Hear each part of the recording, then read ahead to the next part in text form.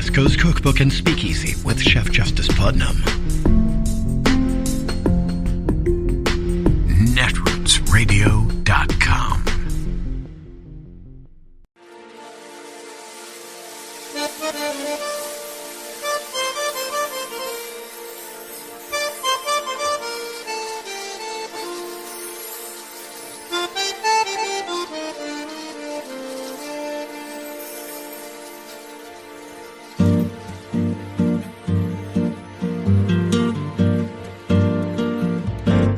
Je voudrais du soleil vert, des dentelles et des théières, des photos de bord de mer, dans mon jardin d'hiver.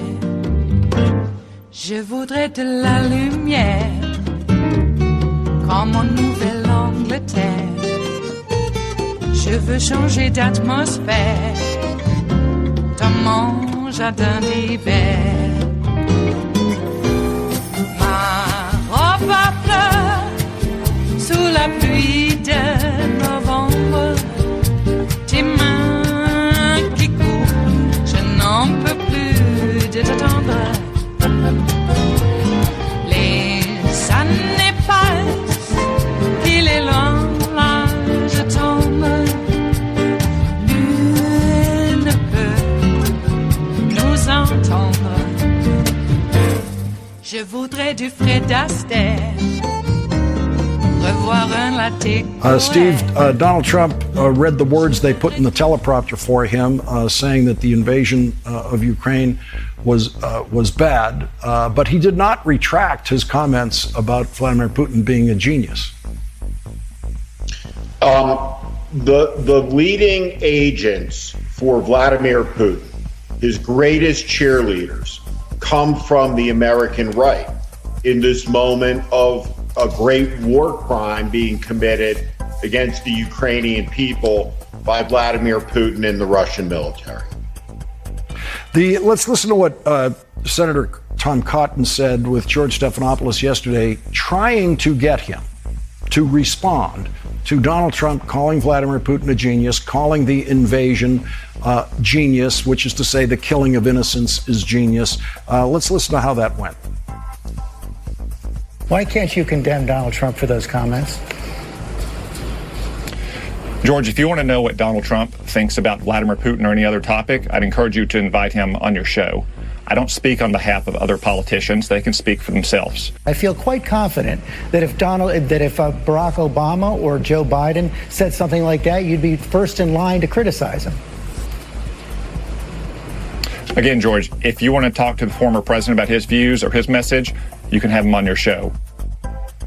Steve, I think I could actually feel the fear in the air between George Stephanopoulos' question mark and the first words Tom Cotton could bring himself to say.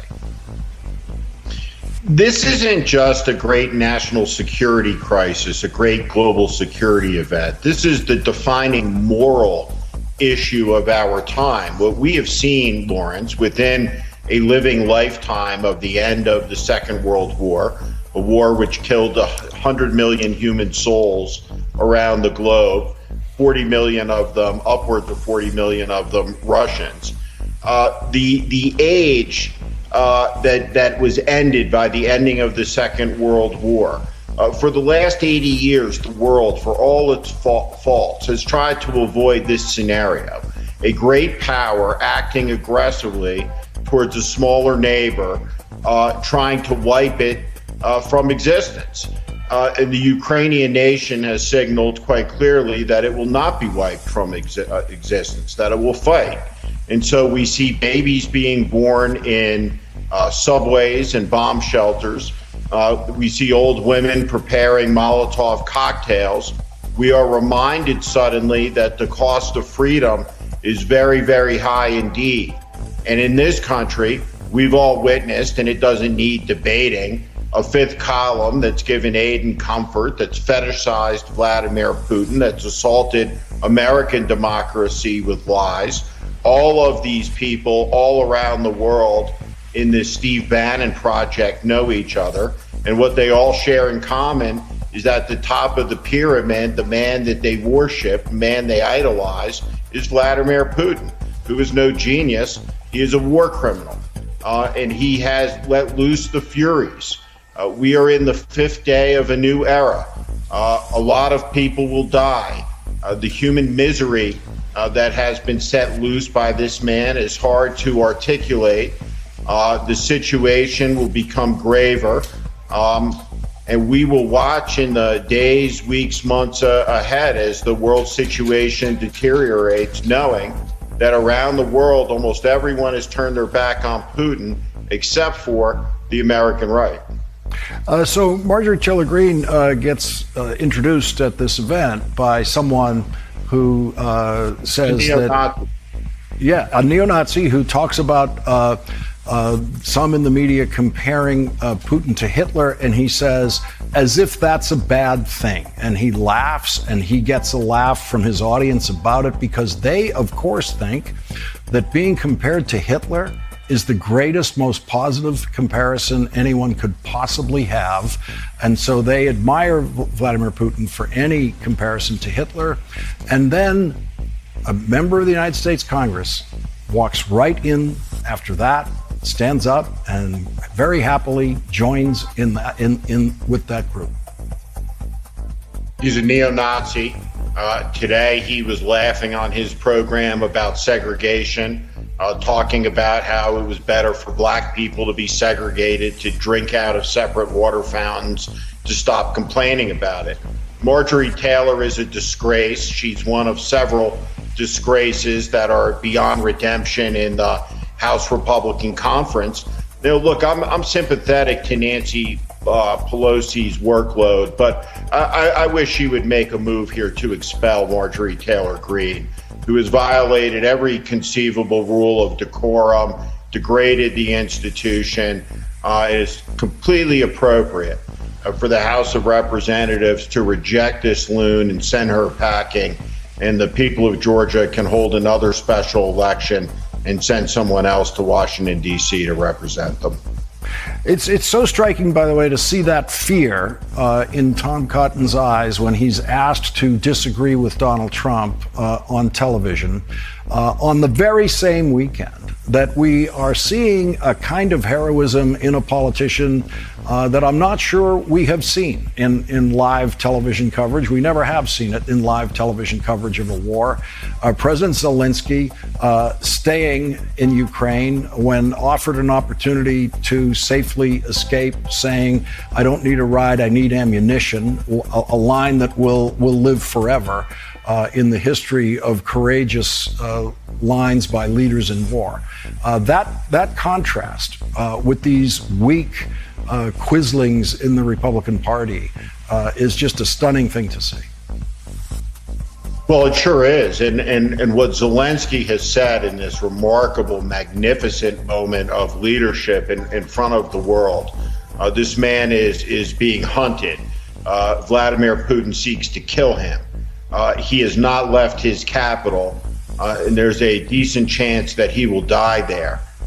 But this man, at a moment of maximum danger, his message has been to his people and to the entire world, be not afraid. And in this age of cowardice, and in this age of weak men and selfish men and women, people who put the self-interest above principles, above the defense of the birthright that they were given, in defense of the magnificent gift of freedom that was paid for with such sacrifice.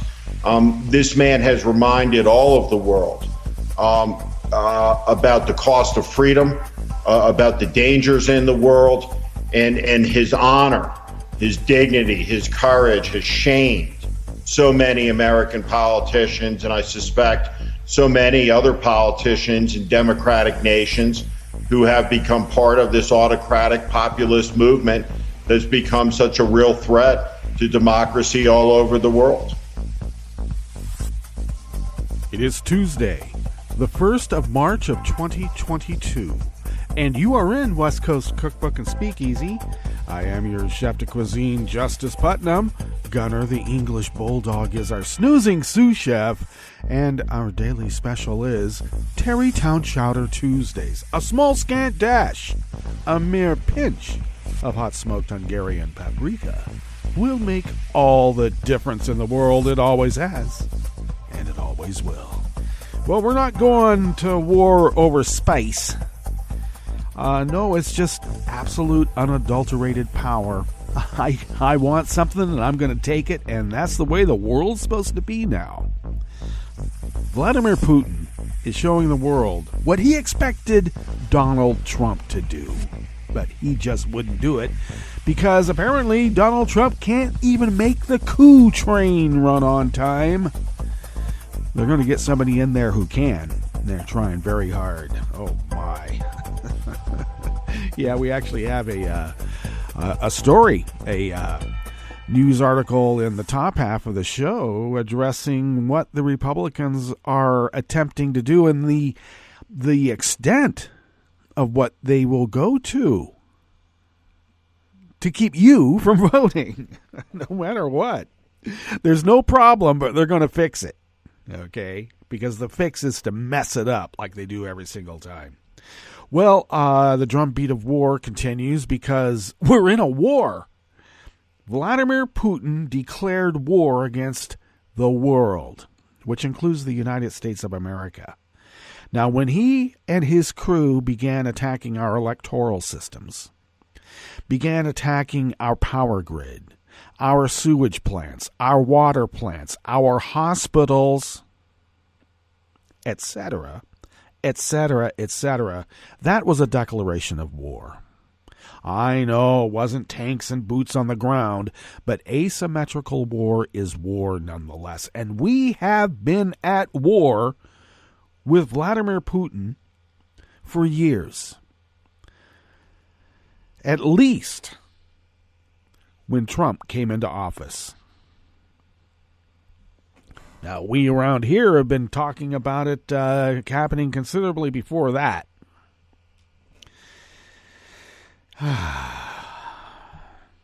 And I've always said it doesn't matter whether our Congress declares war, because they never will. They've given that up to the executive. But it doesn't matter if we declare war, it's who declares war on us. And if anyone takes part in collusion, collaboration with a hostile foreign power intent on destroying America and representative democracy itself around the world, they are traitors. I know that that's an extreme charge, and I know what the penalty is for treason.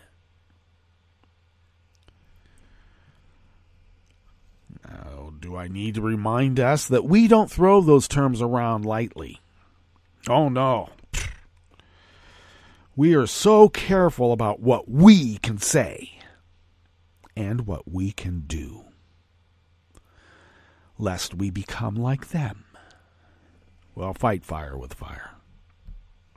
I'm a little curious about how it is that we cannot get directly involved in what's going on in Ukraine, and I understand it completely.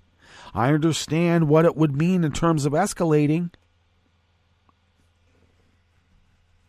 Maybe we need to take on the blitzkrieg mindset. Maybe we need to effect some regime change in the former Soviet Union, because that's what Vlad wants. A mob-style capitalistic Soviet Union. That's what he wants.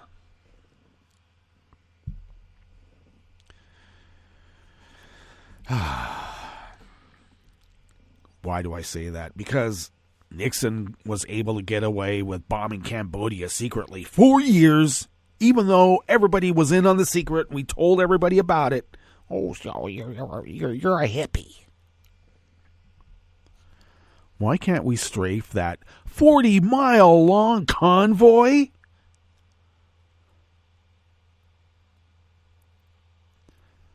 Why isn't there any armed resistance sending some drone planes, little things there and messing them up?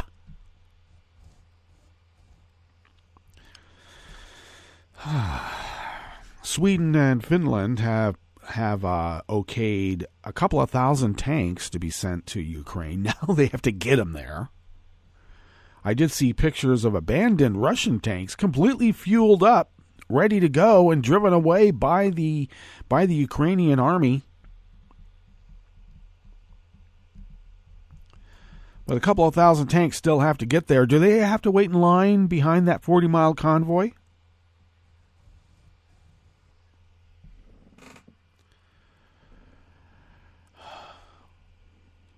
Think about that, though. Sweden sending tanks. Switzerland taking part in bringing down the financial institutions of Russia. Hitler couldn't bring them out of neutrality, but Vladimir Putin has. And that should tell us everything we need to know. If Hitler is the pinnacle of, and I don't like the term evil, good and evil, but in a literary sense, if Hitler was the pinnacle of evil, and Switzerland and Sweden could not come out of their neutrality pact for Hitler, but they can for Vlad, what does that say? You know, there are Russian speakers in Pennsylvania. Is Vlad going to set up a Sudetenland and attack there?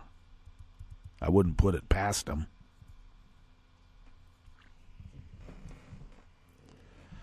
We need to do something quick. And, should I say decisive? And this is coming from someone who does not want war. But sometimes you got to neck punch people to keep them from killing you. Pacifism only goes so far. Pacifism doesn't mean letting someone kill you. You can defend yourself. You can turn your head when someone's going to hit you with a baseball bat. You can try to ward off the bat. You know, Aikido is a passive form of defense. I will say that with a little bit of training, you can learn how to parry off that defense and smack somebody right in the face. That's why they call it Kung Fu. Move from Aikido, and then right into the rebound, reflex, parry, into Kung Fu. And I don't want war, and I hate violence. And I'll tell you why. Because it hurts people. I'm not afraid of being hurt. I'm afraid of hurting other people. And we as a nation, I think, are the same way. We know what we are capable of. Hell, we're the only ones who have annihilated people with a nuclear device. Twice. And Vlad's rattling that saber. And trust me, he's not concerned about mutual destruction. He thinks he's impervious to the nuclear energy that would vaporize most, apparently. And this whole thing about denazifying Ukraine when the president's Jewish. Anytime anybody says we got to denazify someplace, and then they also invoke Soros, yeah, they are the Nazis and they're the anti-Semites.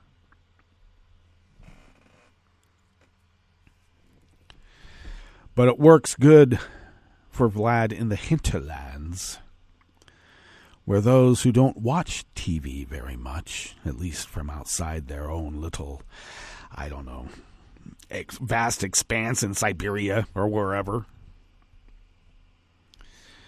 shall we say, the poorly educated. Why are they always out in the hinterlands, too? I don't know. Yeah, I think they'll buy into the denazification meme. But people in Moscow and St. Petersburg and others, you know, the more European part of Russia, they know exactly what's going on. Ukraine's not some mysterious place somewhere else. People have family there. Girlfriends, boyfriends, moms, dads, kids, grandparents, aunts, uncles, longtime friends, short-time friends.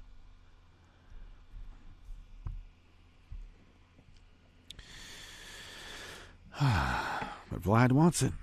He wants to reconstitute some sort of mob government that is the Soviet Union risen from the ashes.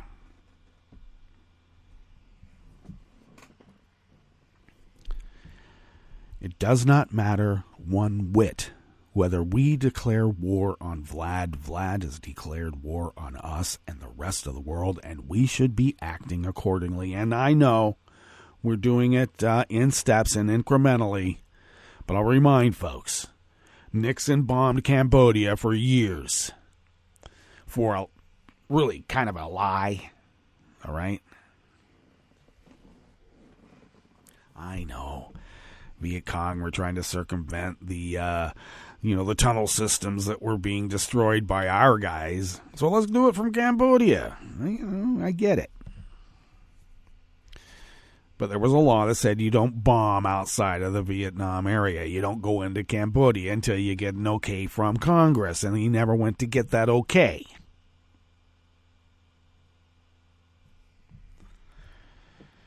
They do it all the time. We won't, lest we become like them. And yet, they were crying wolf. So now when the real danger has occurred, we hesitate, lest it not be a wolf again. And then we get eaten by not one wolf, but a pack. Because that's how wolves roll. They don't do it by themselves generally. It's with a pack.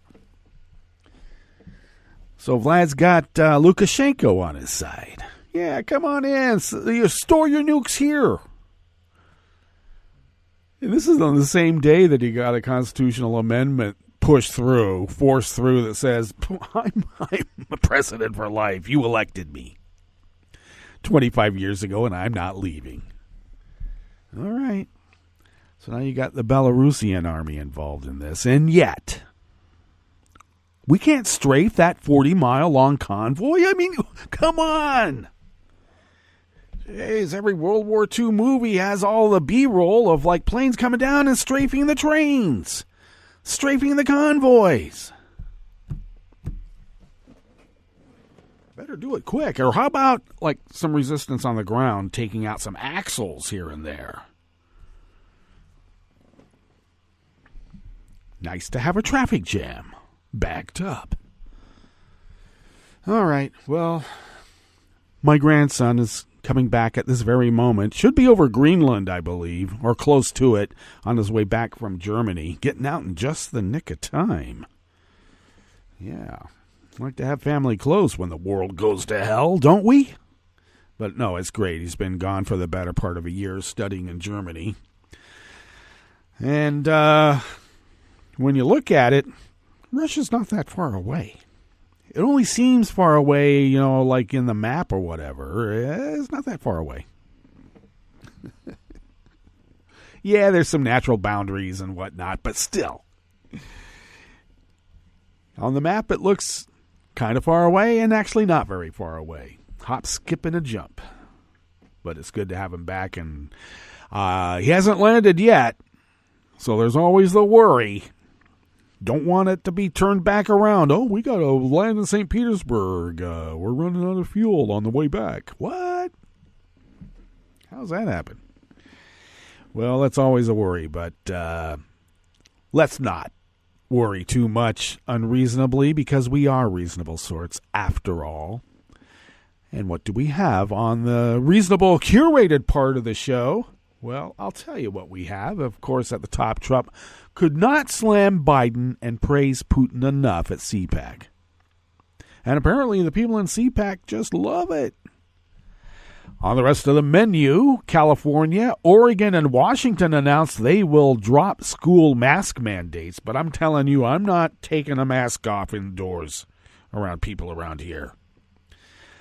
when we do the weather, our infections continue to rise and our deaths continue to rise. So I don't know. The U.S. Supreme Court wrestled with the Environmental Protection Agency's authority to curb greenhouse gas emissions. Well, let's put it this way. The corporate, reactionary, racist, right-wing part of the Supreme Court wrestled with it. Let's just be clear. And, as alluded to earlier, the Arizona Republican Party filed a lawsuit with the state Supreme Court to strike down the vote-by-mail system used by 90% of the state's voters since 1991. All these years.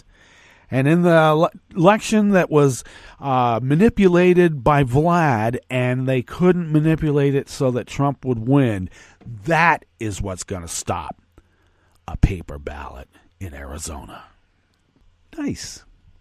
After the break, we move to the chef's table, where Germany's vice chancellor will raise energy security and the climate on his visit to the U.S., and the chief prosecutor of the International Criminal Court will open an investigation into war crimes and crimes against humanity by Russia in Ukraine.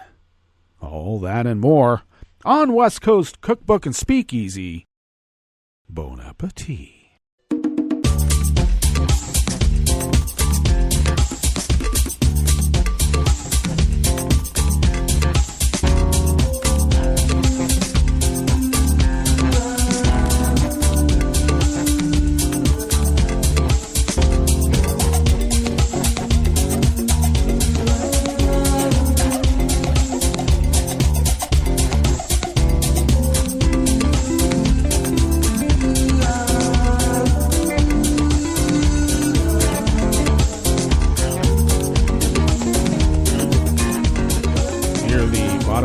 Page at netrootsradio.com. To the right of the page is our chat room link, and the chat room is monitored by Kelly Lincoln, even though she is working up a storm in real life. And good for you, Kelly, and thank you for everything that you do.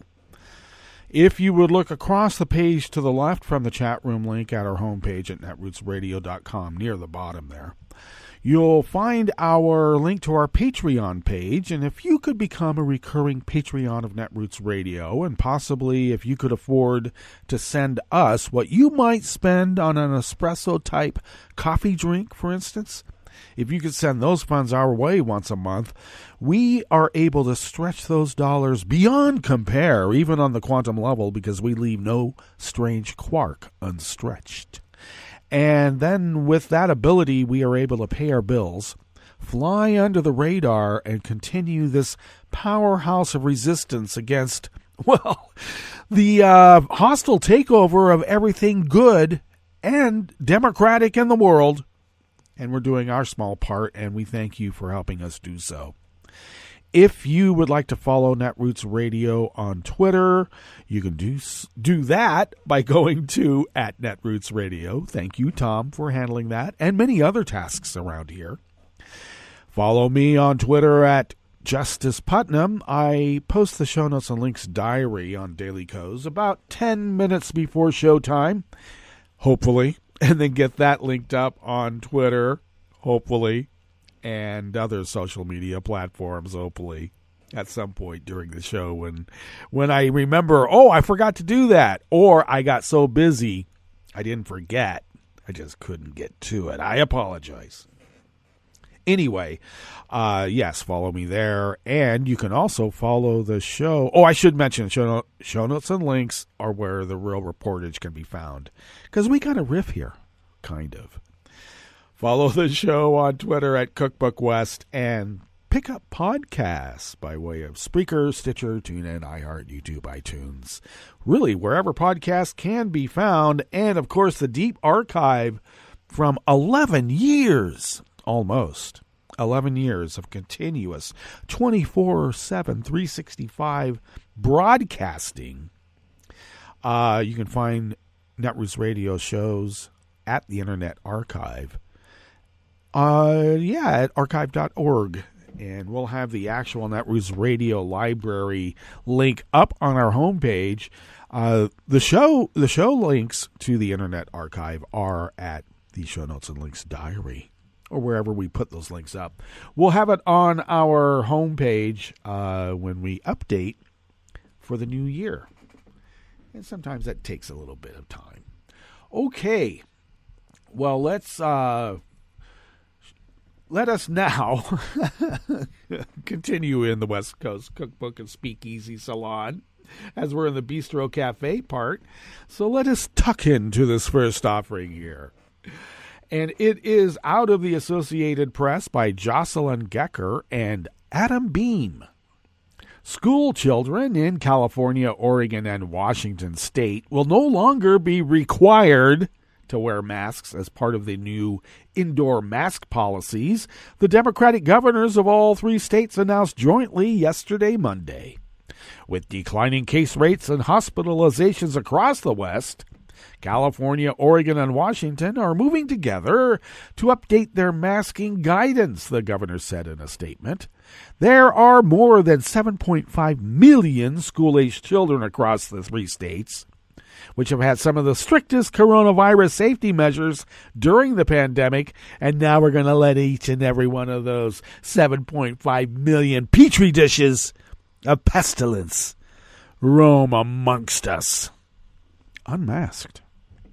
The new guidance will make face coverings strongly recommended rather than a requirement at most indoor places in California starting today and at schools on March 12th, regardless of vaccination status. In Washington and Oregon, all the requirements will lift on March 12th. In all three states, the decision of whether to follow the state guidance will now rest with school districts. The milestone, 2 years in the making, comes as much of the country relaxes public health orders, including school mask mandates, in an effort to restore normalcy and boost economic recovery, because that's much more important than your life, your mom's life, your elderly mom's life, your kid, your aunt, your uncle, your brother, your sister, your neighbor. Gotta stuff somebody else's pockets with money. Got to know where your priorities are, people. And the changes reflect a growing sense that the virus is not going away and Americans just need to learn to live with it. Yeah, wear a mask. What's so hard about that? I'll tell you what's so hard. We've had idiots who have fought it every inch of the way, and now they're going to say, hey, I don't care if you get my disease. Live with it. All right.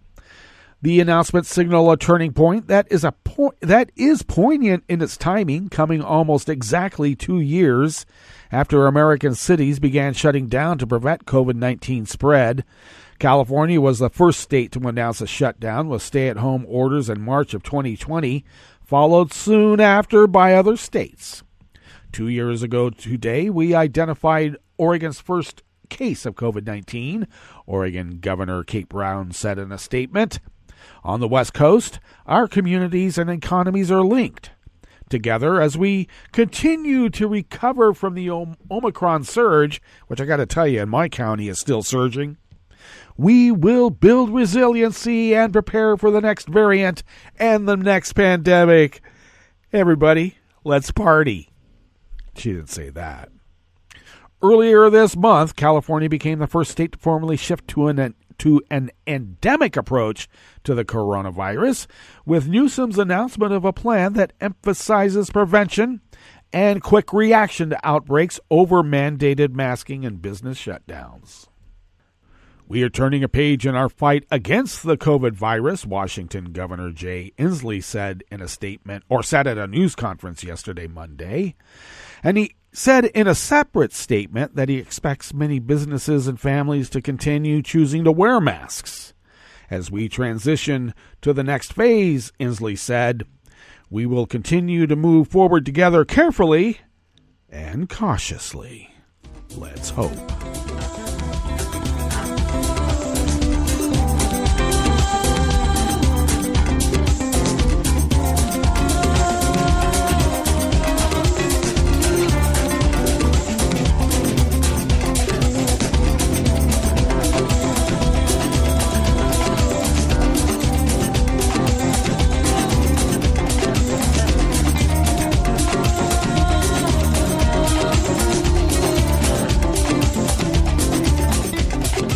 Mark Sherman of the Associated Press brings us this next offering here in the Bistro Cafe of West Coast Cookbook and Speakeasy, Tarrytown Chowder Tuesdays. The Supreme Court wrestled yesterday, Monday, with the Environmental Protection Agency's authority to curb greenhouse gas emissions from the nation's power plants, a case that could hamstring the Biden's administration plans to combat climate change. Oh, how convenient. The justices heard more than 2 hours of arguments over whether to limit the EPA's power to regulate carbon dioxide emissions from electric utilities on the same day. A UN science report painted a dire picture of global climate change. A major report from a UN panel of hundreds of scientists detailed how climate change caused by the burning of coal, oil, and natural gas is already taking a deadly toll and will get much worse. Yeah, but how much does it put in our pockets? That's much more important, you know. Just how much worse depends on how quickly the world cuts its carbon emissions, with coal being the biggest polluter, the report said. At the High Court, the justices took up an appeal from 19 mostly Republican-led states and coal companies that contend the EPA has only narrow authority to regulate carbon output. Some conservative justices appeared skeptical of broad EPA authority over carbon dioxide emissions because they don't care if people get poisoned. Business has to make money. But there could be obstacles to issuing a major ruling, really.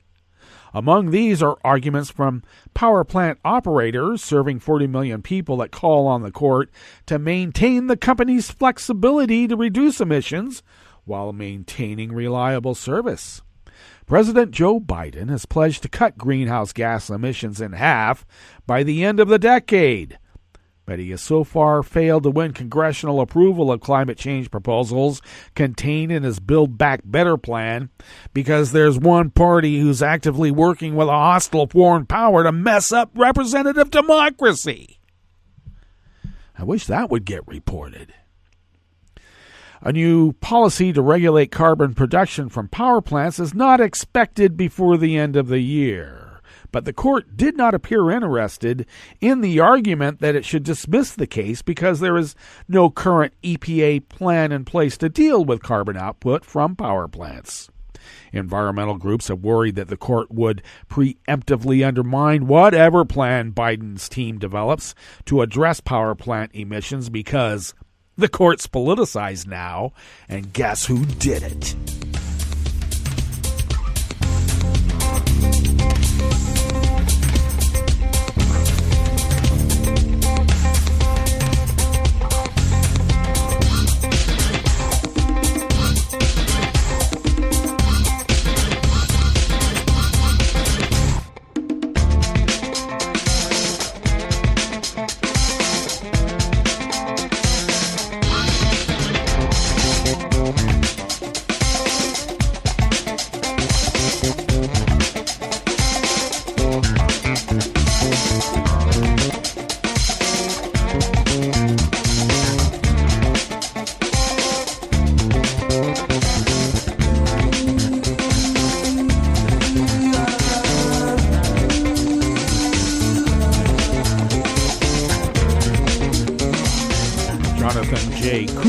Of the AP brings us this final offering here in the Bistro Cafe of West Coast Cookbook and Speakeasy.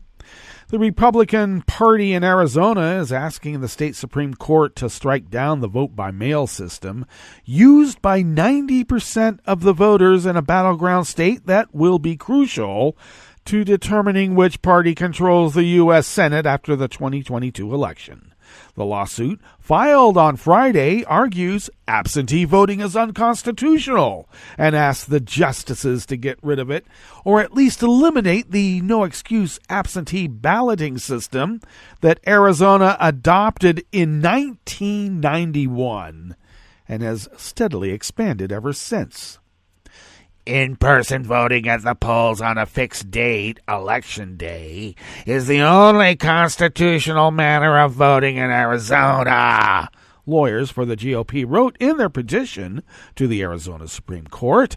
And the lawsuit comes amid GOP efforts on many fronts to remake the system for casting and counting votes as Trump repeats the lie that he lost the 2020 election because of fraud in Arizona and other battleground states. You know, somehow paper ballots that cannot be hacked were hacked, but the voting machines that they wanted to have used that can be hacked were not used. It goes beyond that. You know that. It is modeled on a similar lawsuit in Pennsylvania, where a court in January struck down the state's 2-year-old mail voting law. Democratic Governor Tom Wolf's administration has appealed to the state Supreme Court.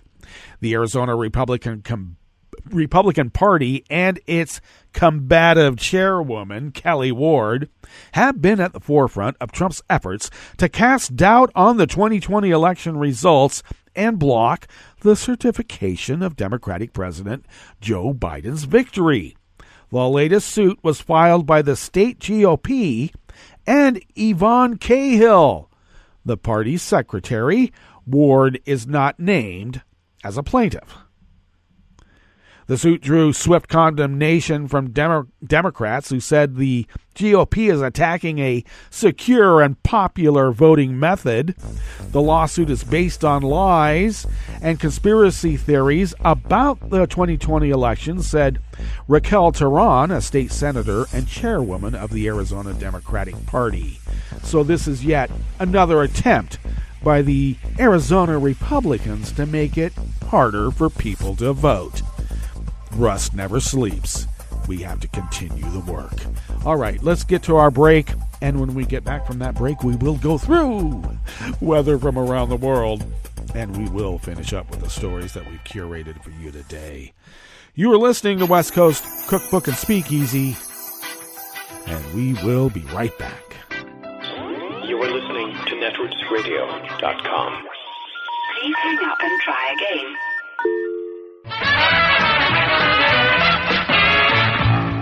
From a point at sea to the circles of your mind, a new force is at work for planetary transformation. New radio for a new Earth.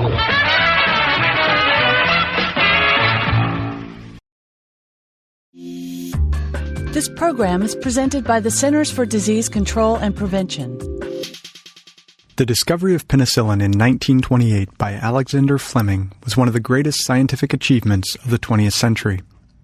It's hard to imagine a world before the development of what many consider to be miracle drugs. However, just 90 years ago, antibiotics weren't available. Thanks to antibiotics, some common illnesses such as strep throat are now easily treated, whereas in the past they often led to serious complications. Antibiotics serve an important role in keeping you and your loved ones healthy, but it's important to remember that antibiotics only treat bacterial infections. Most common infections such as colds, flu, most sore throats, bronchitis, and many sinus and ear infections are caused by viruses and do not respond to antibiotic treatment. These infections can be overcome by simply treating the symptoms and letting the illness run its course. Unfortunately, antibiotics have often been overused, resulting in decreased effectiveness and an increase in antibiotic-resistant diseases. Antibiotic resistance, or the increased ability of bacteria to survive in the presence of antibiotics, has become a major public health threat that we all need to help fight. When a person takes antibiotics, they are at risk for possibly having a bad reaction to these drugs. Some side effects can be quite serious, or even life-threatening in the case of an allergic reaction or severe diarrhea. This is why it is very important to only use antibiotics when they are absolutely needed, and not for viral infections. Talk to your healthcare professional about the best treatment for your illness. If it is caused by a virus, follow his or her recommendation for treating the symptoms. Learn more about appropriate antibiotic use and how to feel better when you don't need an antibiotic by visiting CDC's Get Smart, Know When Antibiotics Work website at cdc.gov/getsmart/community. For the most accurate health information, visit www.cdc.gov or call 1-800-CDC-INFO. It's Tom. Could we humbly suggest your donation to netrootsradio.com? All we've got to run this 24-hour powerhouse of progressive resistance radio is what comes out of our own wallets. And you are our biggest donor. It doesn't take much, $3, $5. Just go to the bottom of our netrootsradio.com page and hit our secure donate button. Heck, you can even make a recurring contribution. So donate what you'd like at the bottom of our netrootsradio.com's homepage. Because you are our biggest donor. netrootsradio.com. Together, we are Resistance Radio.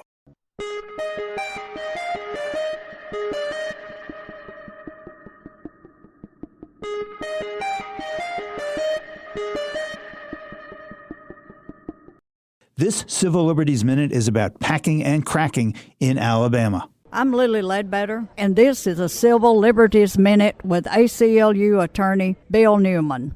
In January, 3 federal judges, including 2 Trump appointees, unanimously ruled that Alabama's new congressional district map drawn by the legislature illegally diluted the voting power of black voters. But in February, the Supreme Court, 5-4, reinstated the congressional district lines that the legislature had drawn. What the Alabama legislature did is called packing and cracking. Packing, that is, packing as many black voters into one district as possible, and then cracking, that is, cracking the remaining black voters into as many districts as possible so they can't affect the outcome in any other race. Given that black voters make up 27% of the electorate, if the lines hadn't been subjected to racist gerrymandering, 2 of the 7 districts would have had a majority of black voters. Instead, there will be 1. There's a pattern here. In 2013, the Supreme Court gutted more than half of the 1965 Voting Rights Act. In 2021, it knifed most of the rest of that crucial law. So, in 2022, the phrase packing and cracking, in addition to its application to voting, may resonate more broadly, with cracking being the sound of democracy falling apart, and packing is packing up the remnants. The Civil Liberties Minute is made possible by the ACLU because freedom can't protect itself. Welcome to 60-Second Civics from the Center for Civic Education. I'm Mark Gage. We are joined again this week by a very special guest, actress and educator Dr. Vicki Ross Norris. Dr. Ross Norris, you grew up knowing many people who were involved in the civil rights movement. Tell us about that. Some of the people that I had met along the way were Reverend Fauntleroy, who was a very prominent African-American minister in Washington, D.C. The reason why a lot of the ministers were part of, and rabbis and other members of the religious community were part of the civil rights movement was because they felt as though it was just, that it was right, and that people like Reverend Fauntleroy, Dr. King, I met him when I was a young child also. I met Dr. Dorothy Height, who was mentored by Mary McLeod Bethune, they were members early on with the women's movement. Dr. Height, with Dr. McLeod Bethune, regimented the National Council of Negro Women, who were the counterparts to the NAACP. Something very interesting about Dr. Height was that she wanted to go to Barnard College. Well, she wasn't accepted because she was Black. But Dr. Height didn't stop. She continued with her education, became a prominent civil rights leader, and Dr. C. Dolores Tucker created organizations for young women to become prominent members of our culture in politics, science, math, and that's how I learned to meet them. For example, I met Maya Angelou through them, and we sat at a table in a hotel and had a conversation about the importance of what each individual was doing for the movement. We talked about how our role was important for not just us and our family, but for future generations.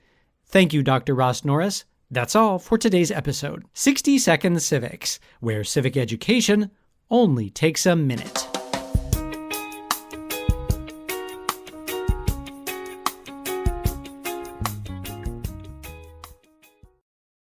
I'm Rick Smith, and this is Labor History in 2. On this day in labor history, the year was 1912.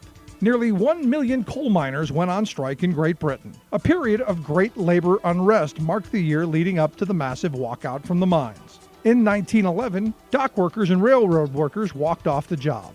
Overall, workers participated in more than 850 strikes. Even school children, fed up with the disciplinary practice of caning, went out on strike. Mine workers in South Wales joined the wave of strikers, but ultimately their actions were defeated. Undeterred by the setback, the Welsh miners demanded the Miners' Federation of Great Britain to take a vote among all miners on the question of establishing a national minimum wage. Up to that time, miners' pay fluctuated with the uncertainty of the coal markets. The miners resoundingly voted to take on the wage issue. They cast ballots 4-1 in favor of a national strike. Nearly 1 million miners answered the call. Alarmed, the Times declared the strike the greatest catastrophe that has threatened the country since the Spanish Armada. The owners of the White Star Line worried that their new ship, the Titanic, would have to travel at reduced speeds on her maiden voyage due to the coal shortage. They scrambled to find more coal, ultimately taking the supply from other ships to ensure their new luxury liner would meet the advertised speeds. Recognizing the impact of the miners' strike on industry and commerce, the government responded by passing a new law through Parliament, calling for a minimum wage to be set district by district. After 37 days, the strike was ended. Not all of the miners received the wages they had hoped for, but the strike had resoundingly proven the power of organized labor. Labor History in 2 brought to you by the Illinois Labor History Society and The Rick Smith Show. For more information, go to laborhistoryin2.com. Like us on Facebook and follow us on the Twitters at Labor History in 2.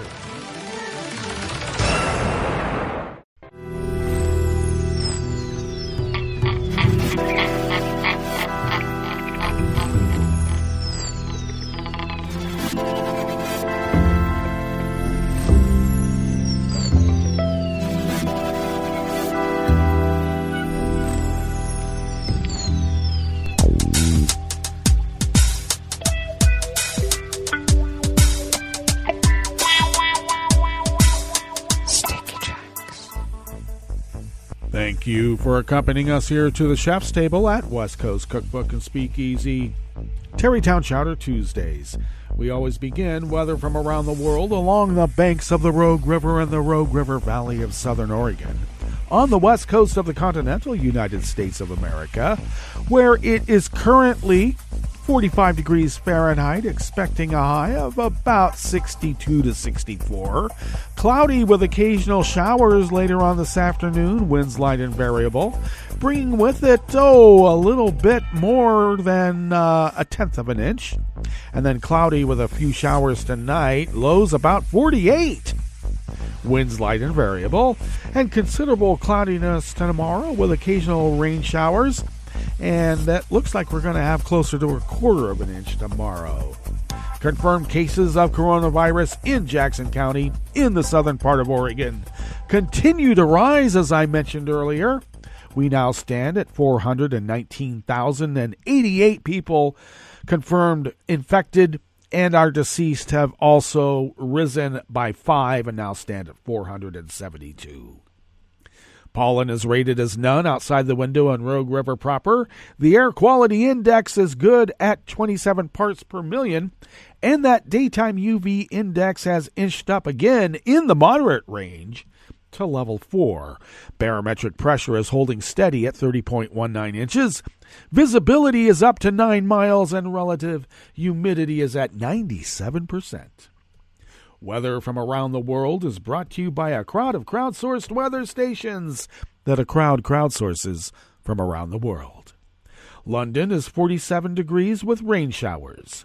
Paris is 55 and partly cloudy. Rome is 51 and fair.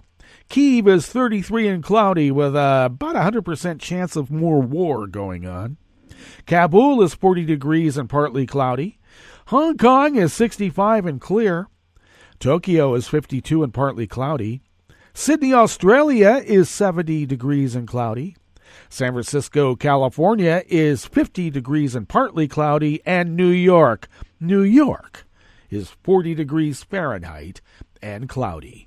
And that is Weather from Around the World, brought to you by a crowd of crowdsourced weather stations that a crowd crowdsources from around the world.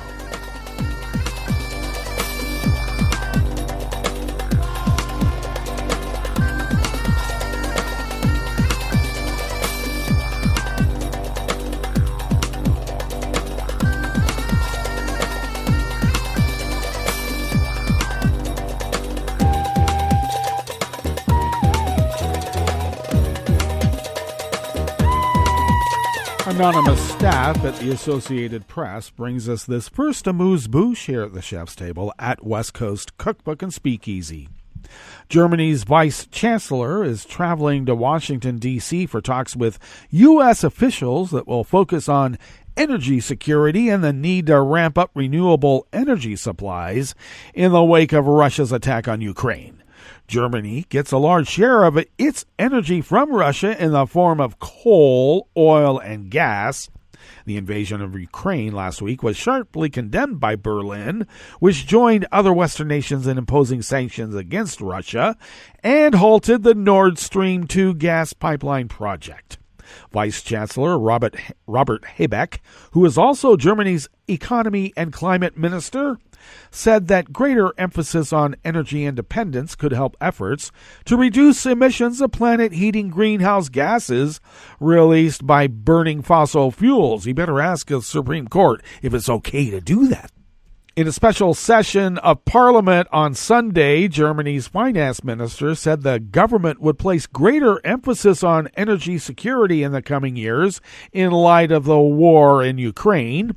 Renewable energy releases us from dependence, Christian Lindner said.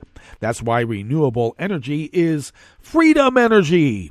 UN Secretary General Antonio Guterres said at the release of a new report by the global body's climate science panel that current events make it all too clear our continued reliance on fossil fuels makes the global economy and energy security vulnerable to geopolitical shocks and crises. Instead of slowing down the decarbonization of the global economy, now is the time to accelerate the energy transition to a renewable energy future.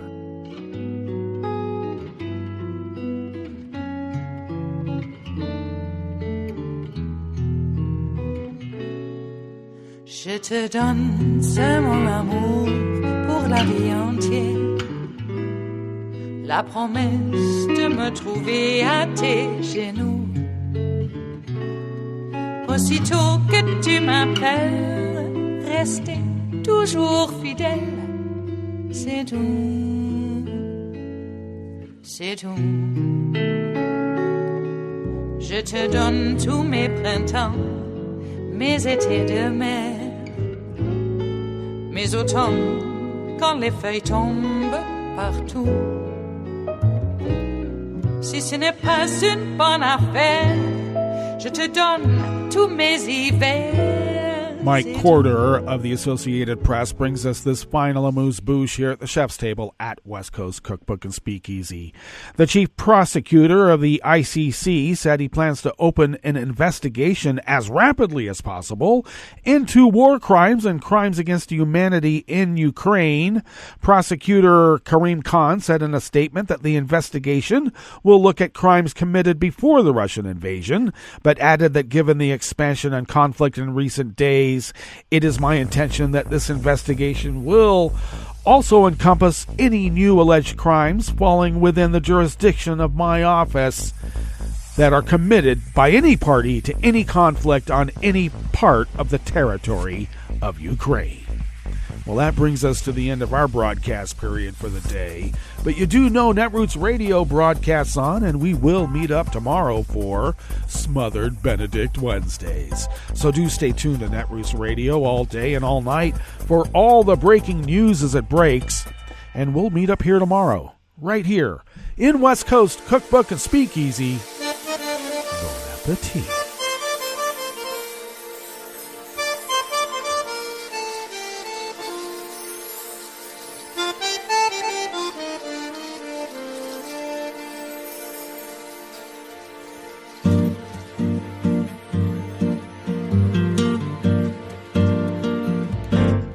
Je voudrais du soleil vert, des dentelles et des théâtres, des photos de bord de mer, dans mon jardin d'hiver.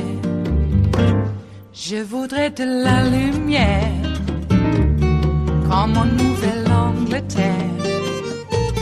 Je veux changer d'atmosphère, dans mon jardin d'hiver.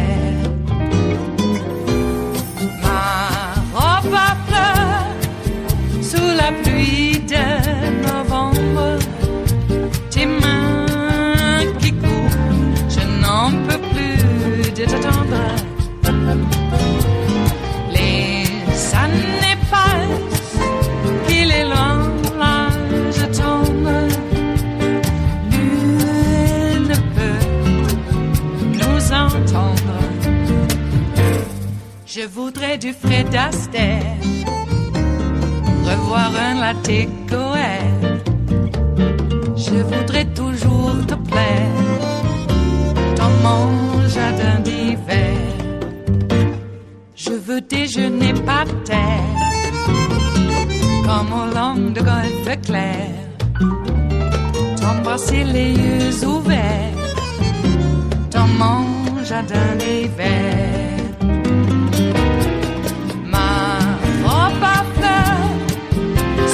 Pluie de novembre, tes mains qui courent, je n'en peux plus de t'attendre. Les années passent, il est loin, là je tombe. Nul ne peut nous entendre. Ba-da-da-dum-di-da-dum. Ba-da-da-dum-di-da-dum. Ba-da-da-dum-di-da-dum. Dans mon jardin d'hiver. Ba-da-da-dum-di-da-dum. Ba-da-da-dum-di-da-dum. Ba-da-da-dum-di-da-dum. Dans mon jardin d'hiver. Dans mon jardin d'hiver. Dans mon jardin d'hiver.